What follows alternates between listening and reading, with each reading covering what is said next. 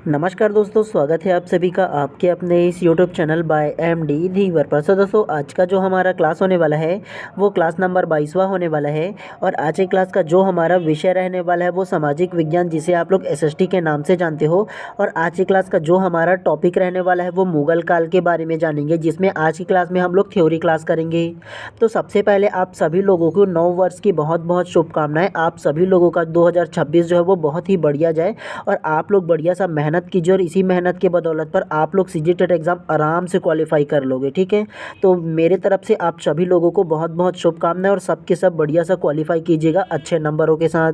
तो मेरी शुभकामनाएं आप सभी लोगों के साथ है। ठीक है, चलिए सबसे पहले ना आप लोगों का ना सामाजिक विज्ञान का जो सिलेबस है आप लोगों का सीजी टेट के लिए, तो उसको दिखा देता हूँ। तो इसमें आप लोगों का इकाई फर्स्ट को आप लोगों को पढ़ा चुका हूँ, सेकेंड पढ़ा चुका हूँ, थर्ड को भी आप लोगों को पढ़ा चुका हूँ, और फोर्थ को भी पढ़ा चुका हूँ। आज का जो टॉपिक रहेगा ना वो आप लोगों का मैं पढ़ाऊंगा इकाई 5 को। और इकाई 5 में हम लोग मुगल साम्राज्य के बारे में जानेंगे, जिसमें आप लोगों को पढ़ाऊंगा मुगल काल में प्रशासनिक, सामाजिक, आर्थिक एवं सांस्कृतिक जो स्थितियां हैं ना उनके बारे में हम लोग पढ़ेंगे। मुगल काल में कौन कौन सा राजा हुए हैं, उन्होंने क्या क्या प्रशासनिक जो नीतियाँ हैं वो अपनाया था, धार्मिक कौन सी नीति अपनाया था, सांस्कृतिक कौन सी नीति अपनाया था, तमाम विषयों के बारे में चर्चा करते हुए चलेंगे। ठीक है, और जो जो चीज़ें मैं आप लोगों को नोट करने के लिए बोलूँगा उन तमाम चीज़ों को आप लोगों को नोट करते हुए चलना है, ताकि एग्ज़ाम से एक हफ्ते पहले आप लोगों को रिवीजन करते हुए भी बन जाए। ठीक है, तो ध्यानपूर्वक पढ़ते हुए चलिएगा आप लोग। तो चलिए सबसे पहले आज के टॉपिक को देखिए, मुगल साम्राज्य। तो मुगल साम्राज्य का सबसे पहले हम लोग सामान्य परिचय को जानते हैं, जनरल इंट्रोडक्शन। तो ध्यान से पढ़िए। पानीपत के प्रथम युद्ध में लोदी वंश के शासक इब्राहिम लोदी का पराजय हुई। परिणाम स्वरूप दिल्ली में अफगानों की सत्ता समाप्त हो गई। बाबर ने मुगल साम्राज्य की नींव रखी। तो सबसे पहले आप लोगों को इसमें जो नोट करना है वो मुगल साम्राज्य के संस्थापक का नाम। तो मुगल साम्राज्य के संस्थापक कौन था? तो बाबर जो है ना वो मुगल साम्राज्य के संस्थापक थे। ये आप लोगों को नोट करके रखना है। उसके अलावा पानीपत का प्रथम युद्ध किसके किसके बीच हुआ था? तो पानीपत के प्रथम युद्ध 1526 में हुआ था। और 1526 में ना लोदी वंश के अंतिम वंश कौन सा? तो इब्राहिम लोदी को पराजित किया था। और किसके बीच हुआ था? तो बाबर और लोदी वंश के अंतिम जो शासक है इब्राहिम लोदी, तो इनके बीच हुआ था। ठीक है, और ये पानीपत का प्रथम युद्ध है ना, इसके बाद ही बाबर ने अपना जो मुगल साम्राज्य है उसकी स्थापना किया था। तो ध्यान से सबसे पहले ये जो बाबर जो है ना जो संस्थापक है मुगल साम्राज्य के, तो इसके कार्यकाल के बारे में जानेंगे। सबसे फर्स्ट को देखो, 1526 से 1530 तक की लगभग 4 साल इन्होंने क्या किया? शासन किया। तो ध्यान से इसको भी पढ़ते हुए चलेंगे। ठीक है, इसके बारे में, इसके शासनकाल के बारे में, इसकी नीतियों के बारे में। सबसे फर्स्ट को पढ़िए, भारत में मुगल साम्राज्य के संस्थापक। तो भारत में मुगल साम्राज्य के संस्थापक कौन थे? बाबर। तो नोट करके रखना है। आत्मकथा बाबर की क्या था? तो तुजुक ए बाबरी था। क्या? तो तुजुक ए बाबरी बाबर की आत्मकथा थी, और ये तुर्की भाषा में लिखा गया था। और ये जो बाबर है उसका मकबरा कहाँ है? तो उसका मकबरा जो है वो काबुल में है। मकबरा मतलब समाधि होता है, आप लोगों को पता होगा ना, जहाँ उसकी डेथ होने पर उसको जो वहाँ पर दफनाया जाता है तो उसे मकबरा कहते हैं। तो ये काबुल में है, ये आप लोगों को याद रखना है। और आप लोगों को ये इसकी जो रचना है ना वो याद रखना है, तुजुक ए बाबरी। तो बाबरी से आप लोगों को याद रखना है, बाबर की आत्मकथा है ये। ठीक है, उसके अलावा नेक्स्ट को पढ़िए, बाबर का भारत में विजय अभियान। तो बाबर ने कौन कौन सा विजय अभियान चलाया था, इसको पढ़ते हुए चलते हैं। फर्स्ट को देखिए, पानीपत का प्रथम युद्ध। तो पानीपत का प्रथम युद्ध कब हुआ था? 21 अप्रैल 1526 को हुआ था। 21 अप्रैल को नाम यही याद रखोगी इस डेट को तो चलेगा, लेकिन 1526 को आप लोगों को नोट करके रखना है। पानीपत का प्रथम युद्ध किसके किसके बीच हुआ था? तो बाबर और इब्राहिम लोदी के बीच हुआ था। किसके? तो बाबर और इब्राहिम लोदी के बीच पानीपत का प्रथम युद्ध हुआ था। इसमें विजयी कौन हुआ था? तो बाबर विजयी हुआ था। ये आप लोगों को नोट करके रखना है। नेक्स्ट को पढ़िए, युद्ध से संबंधित महत्वपूर्ण तथ्य। तो क्या क्या महत्वपूर्ण तथ्य? सबसे पहला को ध्यान से पढ़िए, तुगलुमा युद्ध विधि का प्रयोग। अब आप लोगों के मन में ये सवाल आ सकता है कि ये तुगलुमा युद्ध विधि क्या होता है।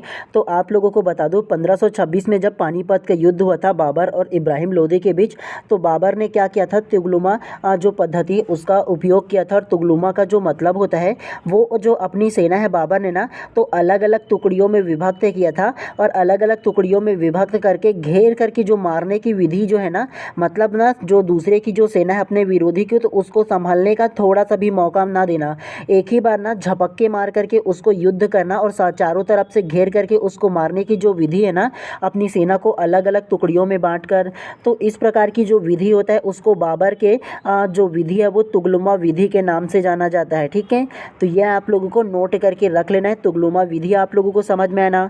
उसके अलावा दूसरा को पढ़िए, प्रथम बार तोपखाने को सजाने की उस्मानी विधि का प्रयोग। अब उस्मानी विधि क्या है ये बताओ ना।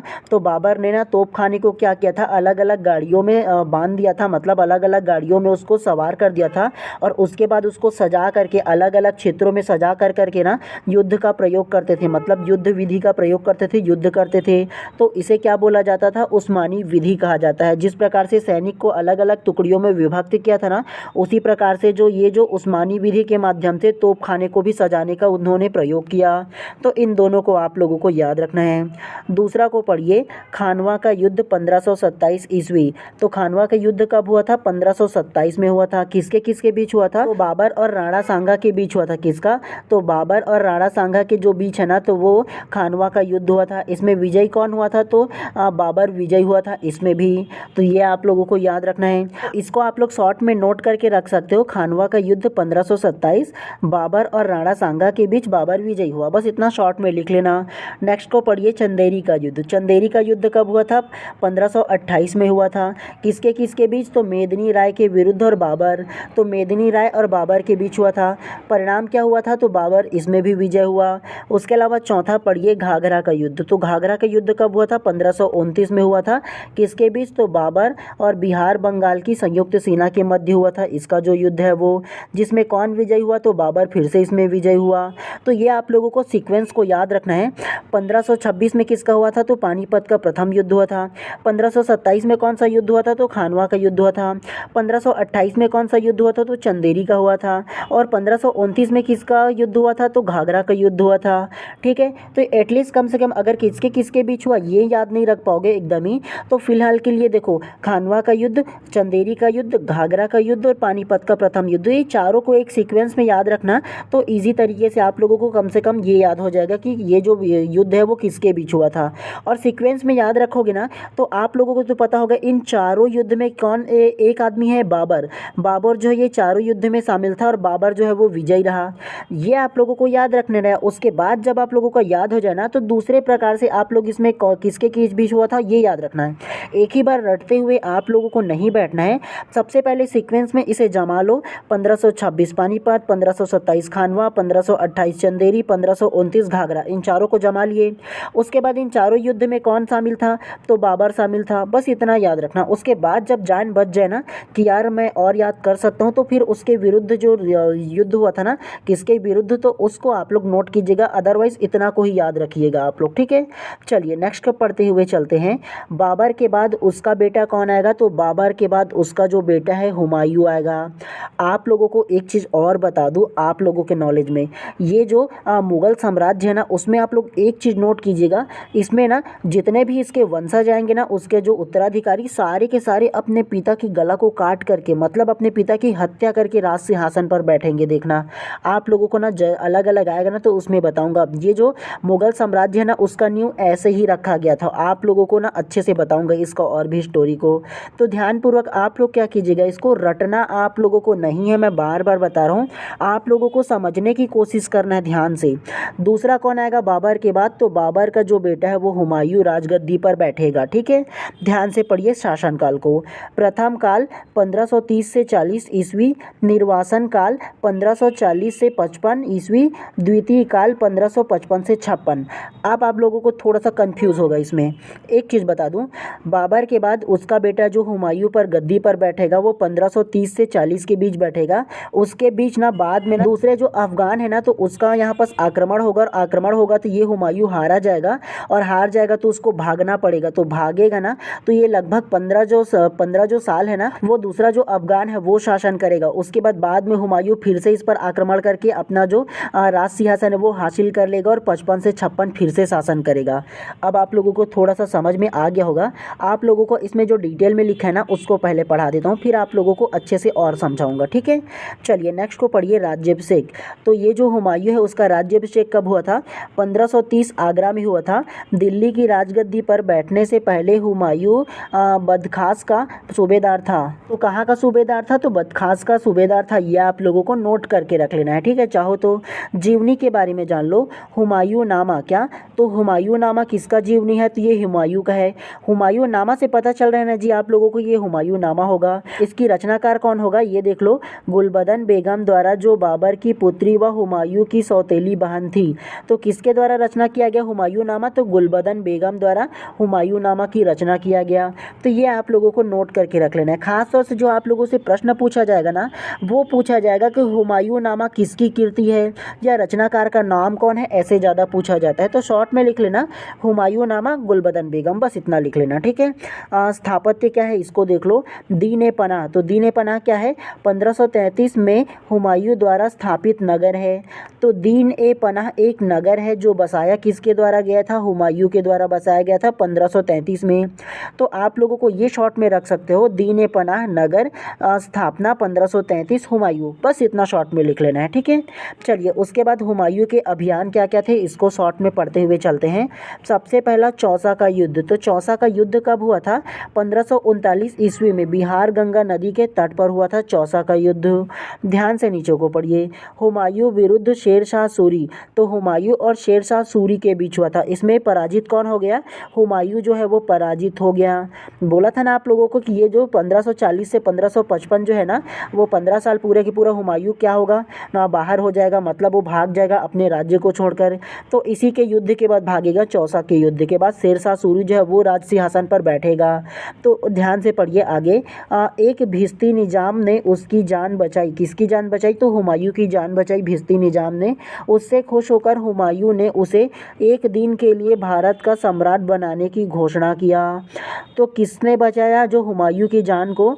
तो जो जान को बचाया वो भिश्ती निजाम ने बचाया था। ये आप लोगों को याद रखना है। नेक्स्ट को पढ़िए। हुमायूं ने एक जल किश्ती की मदद से गंगा नदी को पार किया। तो किसकी मदद से गंगा नदी को पार किया? तो जल किश्ती की मदद से गंगा नदी को पार किया। क्यों पार करेगा? अरे हुमायूं और शेरशाह के बीच युद्ध हुआ ना जी। किसका युद्ध हुआ? तो चौसा का युद्ध हुआ था। और चौसा के युद्ध में हुमायूं जो है वो हार जाएगा और हारने के बाद वो भागेगा। तो किसकी मदद से गंगा पार करके भागेगा वो? तो किश्ती की मदद से भागेगा, ठीक है। दूसरा को पढ़िए। कन्नौज का युद्ध। कन्नौज का युद्ध को और किस नाम से जाना जाता है? बिलग्राम के नाम से जाना जाता है। 1540 में हुआ था, ठीक है। 1539 में कौन सा हुआ था? तो चौसा का युद्ध हुआ था। 1540 में किसका युद्ध हुआ? तो बिलग्राम का युद्ध हुआ है। किसके किसके बीच होगा? तो हुमायूं के विरुद्ध शेरशाह सूरी। फिर से हुमायूं और शेरशाह सूरी के बीच दूसरा युद्ध फिर से होगा।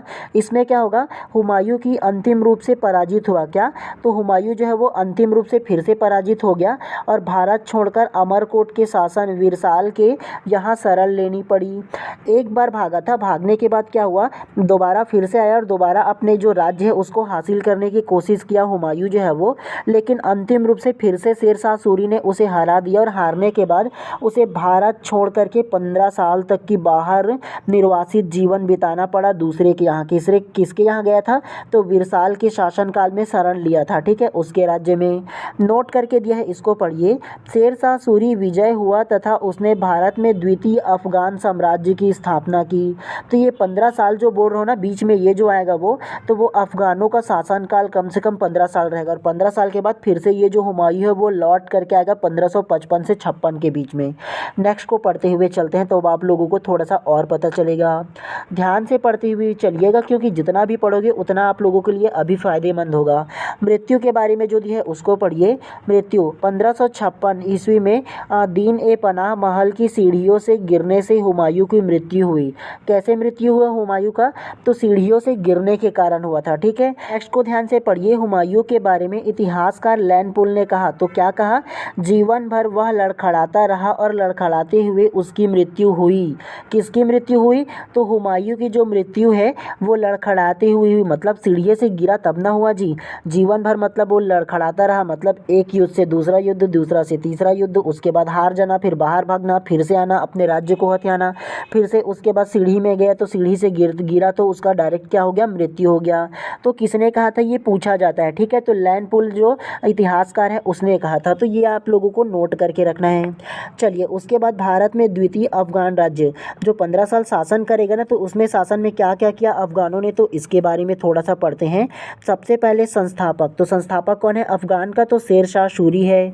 मकबरा कहाँ है, तो सासाराम बिहार में एक झील के अंदर है, किसका, तो शेर शाह सूरी का।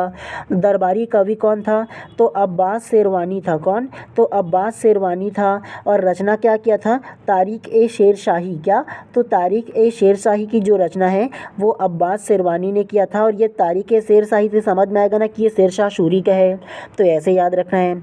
उसके अलावा निर्माण कार्य क्या किया था इन्होंने भारत में, GT रोड, जिसे ग्रांड ट्रंक रोड, सड़क ए आजम का निर्माण करवाया। तो इसे आप लोगों को नोट करना है, कई बार प्रश्न में पूछा गया है ग्रांड ट्रंक रोड का निर्माण किस शासक ने करवाया था या किसने करवाया था, तो नोट करके रखना है शेर शाह सूरी ने करवाया था। ठीक है, नेक्स्ट को पढ़िए, इसमें जो लिखा है वो, बंगाल से दिल्ली व लाहौर होते हुए मुल्तान, पुराना किला दिल्ली इसने हुमायूं द्वारा निर्मित महल को तोड़कर बनवाया। तो किसको बनवाया था, तो ग्रांड ट्रंक रोड को बनवाया था। ठीक है, नोट करके इनके लिए भी दिया है, तो इसको पढ़िए। शेर शाह सूरी विजयी हुआ तथा उसने भारत में द्वितीय अफगान साम्राज्य की स्थापना किया। नेक्स्ट को पढ़िए, काबूलियत एवं पट्टा प्रथा की शुरुआत की। तो इसे आप लोगों को नोट करके रखना है, कोई चीज़ को नोट करो या ना करो, इसको करना है नोट आप लोगों को। कबूलियत एवं पट्टा प्रथा, जो पट्टा आप लोगों को ज़मीन वगैरह के लिए मिलता है ना, तो पट्टा प्रथा के किसने शुरुआत किया था, तो शेर शाह सूरी ने किया था। तो ये चीज़ आप लोगों को नोट करके रखना है। चलिए, इसके बाद आप लोगों की जो फेमस राजा होगा ना अकबर के बारे में, तो अकबर के बारे में पढ़ते हैं। ठीक है, अब तो अकबर का शासनकाल कब से कब तक था, तो 1556 से 1605 ईस्वी तक की अकबर का शासनकाल था। चलिए, सबसे पहले इसके जन्म के बारे में पढ़ते हैं। 15 अक्टूबर 1542 रानी एलिजाबेथ के समकालीन, तो रानी एलिजाबेथ के समकालीन कौन था, तो अकबर था। ये आप लोगों को नोट करके रखना है। राज्याभिषेक को ध्यान से पढ़िए। 1556 कब, तो 1556 13 वर्ष 4 महीने की उम्र में। देखो यार, ये राजा की मतलब इसके शासनकाल को देख लो। 13 वर्ष 4 महीने की उम्र में उन्होंने क्या बना, वहाँ का राजा बन गया अपने राज्य का। हम तो 13 वर्ष की उम्र में अपने नाक को अच्छे से पहुँच नहीं सकती, ये राजा बन गया। सोचो, इतना ज़्यादा अलग ही था इस टाइम पे। चलिए, उसके अलावा स्थल के बारे में जानते हैं। कालानौर, क्या, तो कालानौर हुमायूं की मृत्यु की सूचना मिलने पर, जब सीढ़ियों से गिरकर पता चला ना कि हुमायूं को मृत्यु हो गया, तो जहाँ का वो शासक था कालानौर वहाँ का, तो वहीं जब संभालते थे ना, तो वहीं पर उसका राज्याभिषेक कर दिया गया 13 वर्ष 4 महीने की उम्र में। मकबरा को जान लो, सिकंदराबाद, तो सिकंदराबाद में किसका मकबरा है, तो अकबर का मकबरा है। अनुयायी कौन था, सूफी संत शेख सलीम चिश्ती, तो शेख सलीम चिश्ती का क्या था, ये अनुयायी था। तो ये आप लोगों को नोट करना है। नेक्स्ट को पढ़िए, चित्रकार उस्मात अब्दुल रसमत, कौन, तो उस्मात अब्दुल रसमत जो है वो चित्रकार था उसके काल में। सीरी कलम की उपाधि, तो किसे सीरी कलम की उपाधि दिया गया था, तो उस्मात अब्दुल रसमंद को ना सीरी कलम की उपाधि दिया था, जो अकबर के क्या था, चित्रकार था। उसके अलावा अन्य तथ्य दिए है, इसको पढ़िए। कछवाहा राजपूत राजा भरमल ने अकबर से वैवाहिक संबंध स्थापित किया। तो अकबर का वैवाहिक संबंध किससे था, तो कछवाहा राजपूत राजा भरमल से था। तो ये आप लोगों को याद रखना है। नेक्स्ट को पढ़िए, अकबर के सुहल ए कुल नीति, क्या, तो अकबर के सुहल ए कुल नीति अपनाया था। नेक्स्ट को पढ़िए, इबादत खाना फतेहपुर सीकरी में है, क्या, तो इबादत जो खाना है वो फतेहपुर सीकरी में है। और इबादत खाना का निर्माण किसने करवाया था, तो अकबर ने करवाया था। ये चीज़ आप लोगों को नोट करके रखना है। ठीक है, ज़्यादा एकदम डीप नहीं पढ़ना है आप लोगों को, PSC लेवल से नहीं पढ़ना है, ये चीज़ आप लोग जान लो सबसे पहले, क्योंकि एकदम जितना डीप पढ़ोगे इसमें तो जी पूरा के पूरा क्लास ख़त्म नहीं होगा अगर कि अच्छे से पढ़ोगे तो। ठीक है, तो जो जो इम्पोर्टेंट जो चीज़ है ना, जो हाईलाइट है, उसको हम लोग पढ़ते हुए चलेंगे, लेकिन पूरी तरह से एकदम डीपली नहीं पढ़ेंगे, क्योंकि हम लोगों को एंट्रेंस एग्जाम दिलाना है, PSC की एग्ज़ाम अभी नहीं दिलाना है जो एकदम डीप में नहीं पूछेगा। चलिए, उसके बाद प्रमुख नीतियों के बारे में जानते हैं अकबर के। सबसे पहला को पढ़िए, 1556 ईस्वी, तो 1556 ईस्वी में पानीपत का दूसरा युद्ध होगा। कब, तो 1556 ईस्वी में पानीपत का दूसरा युद्ध होगा। पहला युद्ध किसके बीच हुआ था, तो पानीपत का जो प्रथम युद्ध है वो 1526 में हुआ था, तो बाबर और इब्राहिम लोदी के बीच हुआ था पहला जो युद्ध है वो। अब दूसरा जो युद्ध है वो किसके बीच होगा, तो इसमें जो दूसरा युद्ध है वो अकबर और हेमू के बीच होगा, देखेंगे हम लोग आगे पढ़ेंगे। ठीक है, देखो 1556 में क्या हुआ था, पानीपत का द्वितीय युद्ध हुआ था। उसके अलावा 1557 में क्या हुआ, हल्दी घाटी का युद्ध हुआ था, किसके बीच, तो किसके बीच होगा, अकबर और महाराणा प्रताप के बीच हल्दी घाटी का युद्ध होगा। उसके अलावा 1600 ईस्वी में क्या होगा, अहमदनगर की विजय, तो अहमदनगर की विजय कब हुआ था? तो 1600 ईस्वी में हुआ था, जिसे चांद बीबी के नाम से भी जाना जाता है, तो नोट कर लेना है। चलिए, उसके अलावा 1571 ईस्वी फतेहपुर सीकरी की स्थापना व राजधानी बनाया। तो ये चीज़ आप लोगों को नोट करना है इस लाइन को। 1571 में क्या किया था? फतेहपुर सीकरी की स्थापना किया था और उसे अपना राजधानी बनाया था अकबर ने। चलिए, उसके बाद 1581 में क्या हुआ था ये देख लो, दीन ए इलाही की घोषणा। तो दीन ए इलाही की घोषणा कब किया था? 1581 में किया था। 1582 में क्या किया था? दीन ए इलाही धर्म की शुरुआत किया था। ठीक है, तो दीन ए इलाही धर्म की शुरुआत कब किया गया था? 1582 ईस्वी में शुरुआत किया गया था। उसके अलावा घोषणा कब किया गया था? तो 1581 में किया था। तो इन दोनों को याद रखना है। हिंदू व इस्लाम धर्म के अव्यय थे क्या? तो हिंदू और इस्लाम धर्म के जो अव्यय थे ना, उन दोनों को मिला करके दीन ए इलाही अलग से धर्म की शुरुआत किया था अकबर ने। ये चीज़ आप लोगों को याद रखना है, चाहो तो नोट करके रख लीजिएगा, क्योंकि प्रीवियस ईयर एग्जाम में पूछा गया है, टेट के एग्जाम में ही। ठीक है, तो याद रखना है इतनी चीज़ों को। चलिए, उसके बाद ना अकबर के प्रमुख जो रत्न है ना, उसके बारे में जानते हैं। आप लोगों को पता होगा ना कि अकबर के प्रमुख 9 रत्न थे। अपने दरबार में 9 अलग अलग रत्न रखे थे, मतलब अलग अलग क्षेत्र में जो विशेष था ना, जो महारत हासिल था उस क्षेत्र में, तो उसको अलग अलग 9 रत्न रखे थे। सबसे पहला देखिए कविराज बीरबल। और अकबर और बीरबल के एक हाल ही में एपिसोड आया था, आप लोगों ने देखा होगा, नाटक करके, है ना, जिसमें अकबर बीरबल की हमेशा फ़नी टाइप से कहानी सुनाता था, अलग अलग टाइप से, तो आप लोगों ने देखा भी होगा। चलिए, हम लोग जानते हैं कविराज बीरबल के बारे में। मूल नाम क्या था? महेश दास था। क्या? तो बीरबल का जो मूल नाम है वो महेश दास था। मृत्यु कब हुआ था? 1586 में हुआ था। यूसुफ जई जो कबीला है उससे लड़ते हुए बीरबल की मृत्यु हो गया था। उसके बाद दूसरा जो रत्न होगा वो तानसेन। आप लोगों ने देखा होगा ना जी, नाटक में ऐसे करके जो मशहूर गायक था वो। ठीक है, तो वो तानसेन होगा। तो वास्तविक नाम क्या था तानसेन का? तो वास्तविक जो नाम था वो तनु पांडे था। ठीक है, एवं मोहम्मद अली खां था। और ये संगीतज्ञ था, मतलब वो उस समय का जो महान गायक संगीतज्ञ था वो था, जिसको तानसेन के नाम से जानते थे, और वास्तविक नाम तनु पांडे था। तीसरा जो रत्न होगा वो अबुल फजल होगा। और अबुल फजल की हत्या शहजादा सलीम ने वीर सिंह बुंदेला से करवाई। तो शहजादा सलीम ने अबुल फजल की हत्या करवा दिया था। तो ये आप लोगों को याद रखना है। चौथा पढ़िए टोडरमल। टोडरमल के बारे में ध्यान से पढ़िए। अकबर की राजस्व व्यवस्था टोडरमल व्यवस्था कहलाती है। तो अकबर की जितने भी व्यवस्था थी ना, राजस्व व्यवस्था जो इकोनॉमिक से रिलेटेड था, इन सारी चीज़ों को टोडरमल संभालता था। तो ये आप लोगों को याद रखना है। पांचवा मानसिंह। छठवां जो रहेगा वो अबुल रहीम खान खाना होगा। सातवां फैजी। और आठवां हकीम हुकाम। और नौवां मुल्ला दो प्याजा। तो अकबर के प्रमुख 9 रत्न थे ये। ठीक है, तो जिसमें जब जो सबसे प्रमुख था ना वो कविराज बीरबल था, और दूसरा जो होगा वो टोडरमल। और प्रश्न जो पूछा जाता है वो टोडरमल से ज़्यादा पूछा जाता है, उसकी राजस्व व्यवस्था से, कि जो अकबर की राजस्व व्यवस्था को संभालने वाला कौन था, या अकबर की राजस्व व्यवस्था को सुव्यवस्थित ढंग से किसने स्थापित किया। तो टोडरमल ने किया था। नोट करके रखना है आप लोगों को। चलिए, उसके बाद जहांगीर के बारे में जानते हैं। अकबर के बाद उसका जो उत्तराधिकारी आएगा वो जहांगीर आएगा।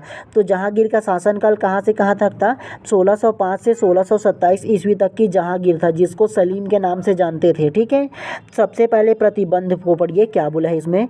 तंबाकू के प्रयोग पर। तो तंबाकू के प्रयोग पर प्रतिबंध किसने लगाया? जहांगीर ने। उसके बाद नेक्स्ट चित्रकला। तो चित्रकला के बारे में पढ़िए। चित्रकला का स्वर्णकाल। तो ये वेरी वेरी इंपॉर्टेंट है, नोट करके रखना है। भारतीय इतिहास में चित्रकला का स्वर्णकाल किस काल को माना जाता है? तो याद रखना है आप लोगों को, जहांगीर के काल को। ठीक है, उसके अलावा नेक्स्ट को पढ़िए। जहांगीर के शासनकाल में भारतीय चित्रकला में यूरोपीय प्रभाव परिलक्षित हुआ। चित्रकला के यूरोपीय शैली को प्रारंभ किया। तो ये आप लोगों को याद रखना है चित्रकला के बारे में। जहांगीर जो था ना वो चित्रकला प्रेमी था। जहांगीर के पत्नियों के बारे में जान लीजिए। मीनाबाई। पुत्र खुसरो, मकबरा काबुल। ठीक है, तो इसका पुत्र जो था वो कौन था? तो खुसरो इसका पुत्र था। और इसकी पत्नी कौन था? तो मीनाबाई था। और उसके अलावा नूर जहाँ जो सबसे फेमस है, आप लोगों को पता होगा ना जी। देखो इसका और क्या नाम है? मेहरुन्निसा था। मकबरा कहाँ है? इलाहाबाद में है इसका मकबरा, मेहरुन्निसा का। ठीक है, तो नूर जहाँ के बारे में आप लोगों को इतना याद रखना है कि इसका मकबरा जो है वो इलाहाबाद में है। उसके अलावा ब्रिटिश व्यापारी भारत आए। तो ब्रिटिश व्यापारी जो है वो कब भारत आया? तो इसमें जहांगीर के काल में ब्रिटिश जो व्यापारी है वो भारत आया। पहला को पढ़िए हॉकिंस। तो हॉकिंस 1608 में इसे फिरंगी खां इंग्लिश खां की उपाधि दी। क्या? तो फिरंगी खां इंग्लिश खां की उपाधि दिया गया। उसके अलावा दूसरा पॉल केनी। कैनिंग 1612 में आया। कब? तो पॉल कैनिंग जो है वो 1612 में आया था। और तीसरा जो है वो टॉमस रो आया था। कब? तो 1615 में टॉमस रो आया था।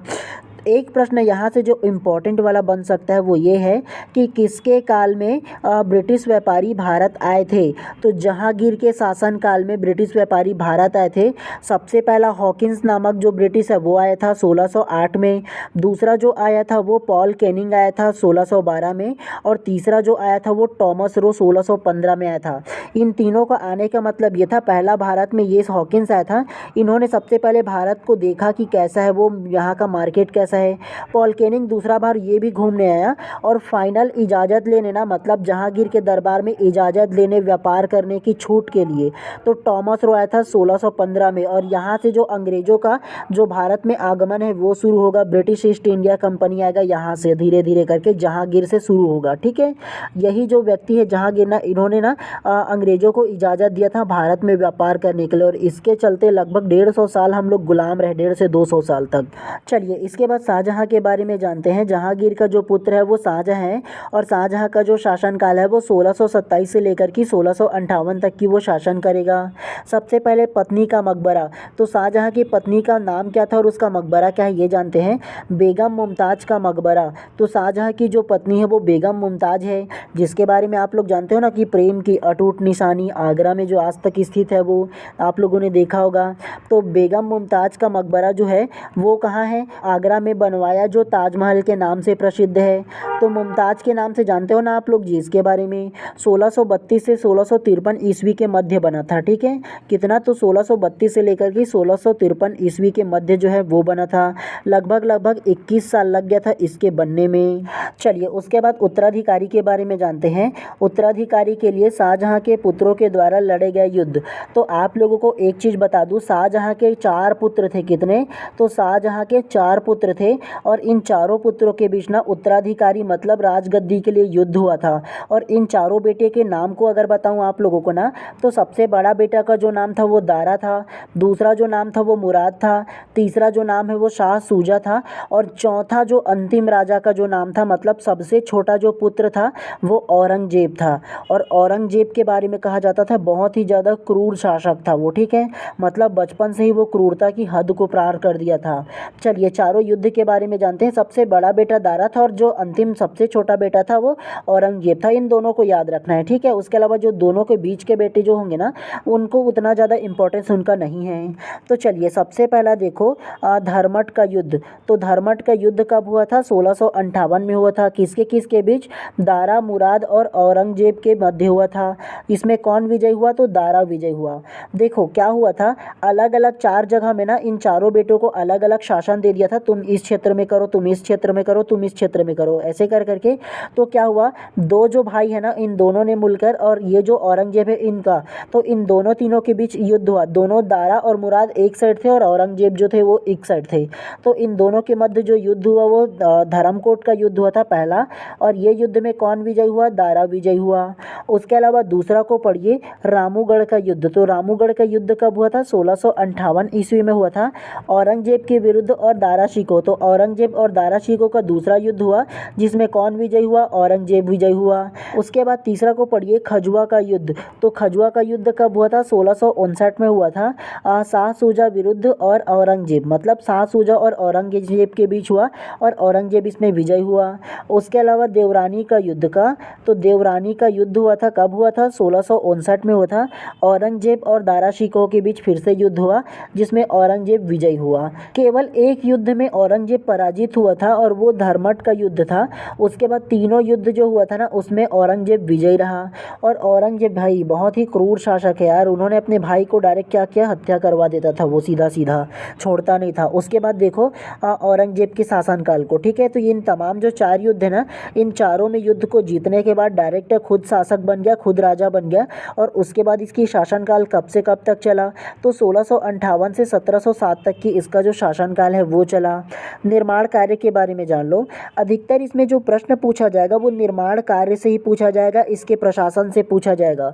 ये ज़्यादा नहीं पूछा जाएगा कि औरंगजेब का शासनकाल कब से कब तक चला बताइए, इसकी पत्नी का नाम क्या था बताइए, ये ज़्यादा इंपॉर्टेंस नहीं। इंपॉर्टेंस ये है कि उन्होंने क्या स्थापित किया, क्या निर्माण कार्य कराया, कौन सी योजनाएं चलाया। इस टाइप के जो प्रश्न हैं वो ज़्यादा पूछे जाएंगे, क्योंकि सिलेबस भी उसी टाइप से डिज़ाइन किया गया है इसीलिए। ठीक है, तो औरंगजेब ने क्या निर्माण कार्य कराया ये जान लो। अपनी बेगम के आग्रह पर बीबी का मकबरा बनवाया। तो बीबी का मकबरा किसने बनवाया था? तो औरंगजेब ने बनवाया था। इसे आप लोगों को नोट करके रखना है। यह ताजमहल के तर्ज पर बना था, इसलिए इसे द्वितीय ताजमहल कहा जाता था, ताजमहल की प्रकृति के कारण। ठीक है, तो द्वितीय ताजमहल किसे कहा जाता है? तो बीबी के मकबरा को द्वितीय ताजमहल कहा जाता है। किसने बनवाया था? तो औरंगजेब ने बनवाया था। तो ये आप लोगों को नोट करके रखना है। मृत्यु के बारे में जान लो। 1707 में औरंगजेब की मृत्यु हुई। तो नोट करने की आवश्यकता नहीं है, एक बार याद रख लीजिएगा। ठीक है, उसके बाद नेक्स्ट को पढ़िए। सआदत खान ने मुगल साम्राज्य के विघटन का लाभ उठाते हुए एक स्वतंत्र राज्य अवध की स्थापना की। तो सआदत खान ने ना ये जो मुगल साम्राज्य उसकी विघटन को देख करके अपने राज्य को अवध को क्या किया? स्वतंत्र घोषित कर लिया। नेक्स्ट को पढ़िए। आलमगीर नाम से भी जाना जाता है। तो आलमगीर नाम से कौन जाना जाता है? तो ये जो सआदत खान है ना वो आलमगीर के नाम से जाना जाता है। नेक्स्ट को पढ़िए। मुगल प्रशासन में जिले का प्रबंध अधिकारी फौजदार था। तो मुगल प्रशासन में जिले का प्रबंध अधिकारी कौन था? फौजदार। तो ये आप लोगों को नोट करके रखना है। ठीक है, मुगल साम्राज्य में फौजदार किसे कहा जाता है? ये प्रश्न पूछा जा सकता है। तो मुगल प्रशासन में फौजदार जो होता है वो मुगल प्रशासन के जिले के प्रधान को कहा जाता है। क्या? तो जिले के प्रधान को क्या कहा जा सकता है ये भी याद रखना, फौजदार कहते हैं। ठीक है, नोट कर लेना है आप लोगों को इसे। हम लोगों का जो टेस्ट हुआ था ना, जो कोचिंग सेंटर है उसमें सीजी टेट वाला, तो उसमें ये प्रश्न पूछा गया था ऐसे ही वाला। अलग अलग दीवाने आजम, फौजदार, अलग अलग नाम दे दिया गया था। तो ऐसे टाइप से जो क्वेश्चन है ना उसे आप लोगों को नोट करके रखना है। जिस प्रकार से प्रश्न पूछा जाता है उस प्रकार से बता रहा हूँ आप लोगों को। नेक्स्ट को पढ़िए। मुगल ने भारतीय संस्कृति के 3 क्षेत्र, क्या? तो मुगलों ने भारतीय संस्कृति के 3 क्षेत्र संगीत, चित्रकला, स्थापत्य कला में योगदान दिया। ये भी इम्पॉर्टेंट है, वेरी वेरी नोट करना है। प्रश्न इसमें से भी पूछा जा सकता है कि मुगल साम्राज्य में मुगल भारतीय संस्कृति कितने क्षेत्रों में बटा हुआ था? तो मुगल भारतीय संस्कृति जो है वो 3 क्षेत्र में बटा हुआ था। संगीत पहला, दूसरा चित्रकला और तीसरा स्थापत्य कला। तो ये 3 क्षेत्रों को आप लोगों को नोट करके रखना है। नेक्स्ट को पढ़िए। औरंगजेब की नीतियों के विरुद्ध उद्धव बैरागी ने विद्रोह किया। तो किसने औरंगजेब की नीति का विरोध किया? तो औरंगजेब की जो नीति का विरोध किया वो उद्धव बैरागी ने विद्रोह किया या विरोध किया, ये आप लोगों को नोट करके रखना है इसके बारे में। तो आप लोगों को केवल ना ज़्यादा इसमें नहीं पढ़ना है। जो इम्पोर्टेंस है ये थोड़ा सा आप लोगों के लिए और इम्पोर्टेंट है, इसको केवल और पढ़ लीजिए, शॉर्ट में दिया है। जो आप लोगों ने पढ़ा है ना उसी का एक सीरीज टाइप से जमा करके दिया है, तो इसको आप लोगों को पढ़ना है। जो इम्पोर्टेंट है इसमें से प्रश्न जो पूछा जा सकता है। चलिए इसके बाद अंतिम रूप से ना शहरों के आधार पर मुगल कालीन स्थापत्य के बारे में जानते हैं।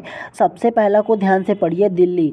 तो दिल्ली की संस्थापक कौन है? तो तोमर राजा अनंतपाल द्वितीय ने किया था। किसका? तो दिल्ली को किसने बसाया था? तो तोमर राजा अनंतपाल द्वितीय ने बसाया था। नोट करके रखना है। उसके अलावा देखो निर्माण, शासक, निर्माता का नाम दिया और विशेष दिया है उसके बारे में। सबसे पहले दीन पनाह महल। तो दीन पनाह महल किसने बनवाया था? तो हुमायूं ने बनवाया था। और देखो विशेष में क्या है, इसका अर्थ धर्म का शरण स्थल। तो धर्म का शरण स्थल किसे कहा जाता है? दीन पनाह महल को कहा जाता है। उसके अलावा दूसरा पुराना किला। तो पुराना किला को किसने बसाया? शेरशाह सूरी ने बसाया। दीन पनाह महल को तोड़वा कर बसाया था। तो दीन पनाह जो महल था ये था, इसको तोड़वा करके ये पुराना महल है वो स्थापना किया किसने? तो शेरशाह सूरी ने किया। उसके अलावा तीसरा को पढ़िए, दीवान ए आजम, दीवान ए खास किसने बनवाया था? शाहजहां ने बनवाया था। विशेष क्या था इसमें ये जान लो, दीवान आम में शाहजहां का तख्ते ताऊ रखा था। तो तख्ते ताऊ कहाँ रखा था? तो दीवान आम और दीवान खास में रखा था। उसके अलावा देखो मोती मस्जिद। मोती मस्जिद किसने बनवाया था? औरंगजेब ने। दिल्ली के लाल किला के भीतर बना था। किसके? तो दिल्ली के लाल किला के भीतर क्या था? तो वो मोती मस्जिद बना है। तो ये चीज़ आप लोगों को याद रखना है इसके बारे में। उसके अलावा हुमायूं का मकबरा हमीद बानो बेगम। तो कौन बनवाया था? तो हमीद बानो बेगम ने बनवाया था। भारतीय और फारसी कला शैली का नमूना है ये। कौन नमूना है?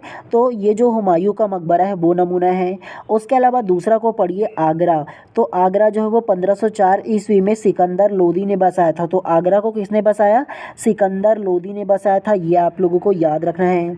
उसके बाद देखो अकबर का मकबरा जहांगीर ने बनवाया था और अकबर ने शुरू करवाया और जहांगीर ने पूर्ण करवाया। किसे? तो अकबर का जो मकबरा है उसे जहांगीर ने क्या किया था? बनवाया था, और अकबर ने शुरू करा और जहांगीर ने पूर्ण कराया। उसके अलावा नेक्स्ट को पढ़िए एतमाद उद दौला का। क्या? तो एतमाद उद दौला किसने बनवाया? जहांगीर ने। संगमरमर के प्रयोग के आधार पर ताजमहल मकबरा का पूर्वगामी, मतलब ये जो एतमाद उद दौला है वो। उसके अलावा ताजमहल किसने बनवाया? शाहजहां ने बनवाया था। ताजमहल का निर्माण किसने करवाया था? तो शाहजहां ने करवाया था। उसके अलावा देखो दीवाने आम दीवाने खास किसने बनवाया? शाहजहां ने बनवाया था। उसके अलावा देखो मोती मस्जिद, तो मोती मस्जिद किसने बनवाया? शाहजहां ने। दिल्ली के मोती मस्जिद को किसने बनवाया? तो औरंगजेब ने बनवाया था। तो इतना चीज़ों को आप लोगों को याद रखना है। तीसरा में देखो आप लोगों को थोड़ा सा बस और पढ़ना है। तीसरा फतेहपुर सीकरी 1571 में अकबर ने बनवाया। किसे? तो फतेहपुर सीकरी को 1571 में अकबर ने बनवाया। सबसे पहला को देखो फतेहपुर सीकरी किला, तो फतेहपुर सीकरी किला को किसने बनवाया? अकबर ने बनवाया। उसके बाद दूसरा को पढ़िए बुलंद दरवाज़ा, तो बुलंद दरवाज़ा किसने बनवाया था? अकबर ने। गुजरात विजय के उपलक्ष्य में बनवाया था। नेक्स्ट को पढ़िए जहांगीर महल अकबरी महल, तो जहांगीरी महल और अकबरी महल को किसने बनवाया था? अकबर ने बनवाया था। लास्ट में पढ़िए शेर सलीम चिश्ती का मकबरा किसने बनवाया था? तो अकबर ने बनवाया था। जामा मस्जिद के प्रांगण में भी बनवाया था। ठीक है, चलिए इसके बाद अंतिम में आप लोगों को थोड़ा सा बस और पढ़ लेना है उसकी रचना, मतलब कुछ कुछ रचना है इसके बारे में। देखो अगर आप लोग सोचोगे ना कि मैं ऊब जाऊंगा इतने को पढ़ते पढ़ते, तो अभी तो एग्ज़ाम है जी, कैसे करोगे? पढ़ना तो पड़ेगा ना आप लोगों को, तो थोड़ा सा आराम से रखिए। क्योंकि देखो आप लोगों का मुगल साम्राज्य में राजाओं से ज़्यादा उनकी जो रचनाएं हैं वो और उसकी कला संस्कृति, इसमें से ज़्यादा प्रश्न पूछना है आप लोगों को। 4 नंबर आएगा इसमें से आप लोगों का, तो ध्यानपूर्वक पढ़ना है। मुगल प्रशासन के बारे में थोड़ा सा देख लो। केंद्रीय प्रशासन निरंकुशवाद पर आधारित था। तो मुगल प्रशासन कैसा था? तो वो केंद्रीयवाद था, मतलब पूरा सर्वे सर्वा जो होता था वो राजा होता था और निरंकुश होता था। नेक्स्ट को पढ़िए केंद्र द्वारा प्रांतों मतलब सूबों पर दोहरा नियंत्रण स्थापित किया। नेक्स्ट प्रशासन में सूबेदारों का अहम भूमिका थी। किसका? तो प्रशासन में सूबेदारों का अहम भूमिका था, ये आप लोगों को याद रखना है। चलिए उसके बाद थोड़ा सा हम लोग ना मुगल कालीन प्रमुख जो रचनाएं हैं इसके बारे में जान लेते हैं। सबसे पहला देखो एक तरफ रचनाएं दी है और दूसरा तरफ इनके रचनाकार के नाम। तो सबसे पहला देखो तुजुक ए बाबरी, पहला मैं आप लोगों को बताया था ना बाबरी मतलब किसका होगा? वो बाबर का होगा, और ये आत्मकथा है। ठीक है, दूसरा पढ़िए हुमायूं नामा किसका है? तो नाम से पता चलना है ना हुमायूं का है। रचनाकार कौन है? तो गुलबदन बेगम है, याद रखना है। उसके अलावा अकबरनामा, तो अकबरनामा से पता चल गया ना कि ये अकबर की रचना है। आईने ए अकबरी के नाम से भी जाना जाता है और अकबरनामा भी किसने इसने रचना किया था? तो अबुल फजल ने किया था। ठीक है, चौथा को पढ़िए तुजुक ए जहांगीरी आत्मकथा है जिसको जहांगीर ने क्या किया था? रचना करवाया था। उसके बाद पांचवा को पढ़िए पादशाहनामा, तो पादशाहनामा मोहम्मद अमीन कजाविनी ने करवाया था। छठा को ध्यान से पढ़िए शाहजहांनामा, तो शाहजहांनामा का रचना किसने किया था? तो इनायत खान ने किया था। सातवां को पढ़िए मजमा उल बहरीन, क्या? तो मजमा उल बहरीन, और इसके रचनाकार कौन है? तो दारा शिकोह है, तो याद रखना है आप लोगों को। उसके अलावा आठवां इकबाल नामा, क्या? इकबाल नामा ए जहांगीरी, तो इसके जो रचनाकार है वो मुतमाद खां है। इसके अलावा नौवां को पढ़िए मुंतखाब उल लुबाब, क्या? तो मुंतखा उल लुबाब, इसकी रचना किसने किया था? तो ये काफी खान ने किया था। 10वां को पढ़िए मासिर ए आलमगिरी, तो मासिर ए आलमगिरी की रचनाकार कौन है? शाकी मुस्ताद खां है। 11वां को पढ़िए तारिक ए अल्फी, तो तारिक ए अल्फी की रचनाकार कौन है? मुल्ला दाऊद है। कौन? तो मुल्ला दाऊद है। अंतिम रूप से 12वां को पढ़ लीजिए नुस्खा ए दिलखुश, क्या? तो नुस्खा ए दिलखुश भीमसेन ने इसकी रचना किया था। तो आप लोगों को केवल इतना ही पढ़ना था जी, इससे ज़्यादा आप लोगों को कहीं पूछा नहीं जाएगा। और इतना ज़्यादा आप लोगों को मेरे को पढ़ाने का वजह ये था, चाहूँ तो मैं आप लोगों को काट में शॉर्ट में भी पढ़ा देता, लेकिन इन सारी चीज़ों को बताने का और पढ़ाने का मतलब ये है कि आप लोगों को थोड़ा सा अच्छे से नॉलेज हो और थोड़ा सा अच्छे से पढ़ते रहोगे ना तो आप लोगों के लिए बेहतर तैयारी होगा जी। अभी के डेट में सोचोगे ना कि और शॉर्ट में पढ़ूँ, केवल MCQ सीरीज़ लगा लूँ, उसके बाद पढ़ने की मेरे को आवश्यकता नहीं पड़ेगा, तो आप लोग भ्रम में नहीं जीना है जी आप लोगों को। मैं चाहता हूँ कि आप लोग तैयारी करो, मेरे से करो तो अच्छे से करो। और इसको पढ़ाने का वजह मेरा क्या था इतना डिटेल में बताऊँ आप लोगों को। देखो इसमें दिया है आप लोगों को ये 5वां इकाई में, देखो मुगल साम्राज्य दिया है और मुग़ल साम्राज्य की प्रशासन को आप लोगों को पढ़ना ज़्यादा ज़रूरी है, और उसकी सामाजिक स्थिति को भी, आर्थिक स्थिति और सांस्कृतिक स्थिति। सांस्कृतिक मतलब कितने अलग अलग सांस्कृतिक जो इमारतें हैं वो बनाया गया है, चाहे वो मकबरा हो, चाहे इमारतें हो, चाहे वो और कुछ भी हो, और प्रशासनिक उसका कैसा था, थोड़ा सा आप लोगों को ये पढ़ना था। ठीक है, तो इसीलिए पूरा डिटेल आप लोगों को एक एक साथ आप लोगों को पढ़ाने की कोशिश किया, और ये जो है टोटल 4 नंबर का इसी में से पूछा जाना है, तो इसीलिए आप लोगों को ट्राई किया मैं बताने का। चलिए आज की क्लास को यहीं पर समाप्त कर देते हैं। उसके बाद नेक्स्ट क्लास लाऊंगा ना, तो उसमें आप लोगों का इसी टॉपिक का MCQ सीरीज़ लेकर आऊँगा, तो उसको भी आप लोगों को ध्यान से अटेंड करना है। लगभग 25 से 30 प्रश्न आप लोगों के लिए लेकर के आऊँगा। तो अगर आप लोग अभी तक की चैनल को सब्सक्राइब नहीं किया हो तो चैनल को सब्सक्राइब कर दीजिए और बेल आइकन को भी दबा दीजिए, ताकि इसी प्रकार से जब भी मैं क्लास लाऊँ तो प्रॉपर टाइम पे आप लोगों को उसका नोटिफिकेशन मिल पाए। तो चलिए आज की इस क्लास को यहीं पर समाप्त कर देते हैं। आप सभी लोगों का दिन शुभ एवं मंगलमय हो।